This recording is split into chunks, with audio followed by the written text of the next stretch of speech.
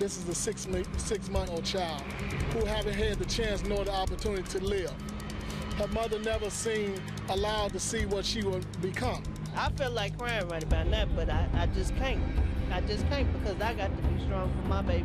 The issue is a baby got shot and killed, and we need everybody to stay on point and stay on focus on what happened. It just hurt to see a little child laying in the coffin that little. It just hurt. And I couldn't picture a baby going through that. You know, so Christy, the question that everybody here is asking is why hasn't this killer been caught? Yeah, you know, Karen and Dr. Tiff, some new information today from Chicago PD about that. Investigators say that they have surveillance video of that getaway van. No one's in custody right now, but the superintendent, I mean, he says, Mike Brooks with us now, that he's confident there is going to be an arrest in this case. But we wanted to take a look at, you know, what Chicago PD is really up against here, because officers have their hands so full. I talked to, you know, I know a couple of people in Chicago who know about this, and I know that cops are actually being rehired on their days off to go work the streets. Even if they're in administrative positions, they're now working the streets on their days off. Right, they're taking people from behind. So depleted. Exactly, you're taking people from behind the desks and putting them out on the streets. But I tell you what, they have an unbelievable job. We're going to break all this down for you in just a minute. But first, let's get a look of what it's really like on the ground in Chicago and the cops and what they're up against. There's a couple places I want to check out. What you do is you scan everything. And when they see that you're a policeman, if they're doing something wrong or got a gun, they start moving away or running. Stay here. We got a person with a gun, 7300 South Albany. 64th and Loomis. Shots fired. That's 1 block away from the police station. Man with a gun on 6444 Bishop. But that's the name of the game. That's how we stop the next shooting. Quite frankly, we need the parents to step up a little bit more and take ownership sincerely of their children and raise them a little bit better. Shots were just fired. This idea of not in my backyard is not okay.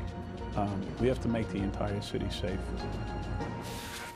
All right, so let's look at the specific area that we're talking about here. This little dot right here, that is the area where Janila was killed. Right, exactly. You know, we just heard Superintendent McCarthy talking about they're going to catch his killer. He's got his work cut out for him, and so does everybody else. But, you know, if you look at this, just one spot there, but all the murders that have happened within blocks of where she was killed. Okay, so this is a 20-block radius, and now, as of the first of the year, people, 20 blocks, 18 more people. Right, just in the last 2 months. Let's go out 40 blocks. Right, and look at that. Another 18 people. Right, 36. Those are Chicago murders, 36 murders just in this radius. And Christy, those are people who have been killed. There have been hundreds, hear me, hundreds of shootings in the city of Chicago. I know, and a lot of people are asking, you know, why can't they fix this? And part of the problem you're seeing here is because it's so expanded. It is. And the other thing, too, look, I was on the streets of Washington, D.C. when it was the murder capital of the world. And one of the problems,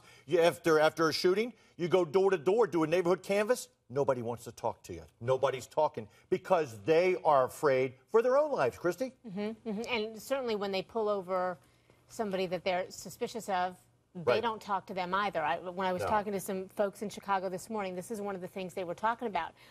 The other thing is Cabrini Green was an area that was a mess in Chicago many years ago. The difference with that is, because people are saying, why can't you do the same thing? Cabrini Green was a projects area, and it was just one big building, and they leveled it. They can't go to Janila's neighborhood and level anything because it's a residential neighborhood. No, you can't, because that was the last of those buildings in Cabrini Green were demolished in March of 2011. But now you've got neighborhoods. You just can't go in and level neighborhoods. But you're just going to chase the crime, and you're going to chase the gang activity somewhere else in the city. Right, and that's kind of what happened. All those people that were in Cabrini Green expanded, as I understand it. They went out, and now they're kind of invading other neighborhoods, Kira. And, you know, when I was talking to somebody in Chicago today, they said that the cops are just so depleted, and at the end of the day, you've got rival gangs living just blocks from each other, and now rival gangs know other rival gangs. And you can't have a cop on every corner. Yeah.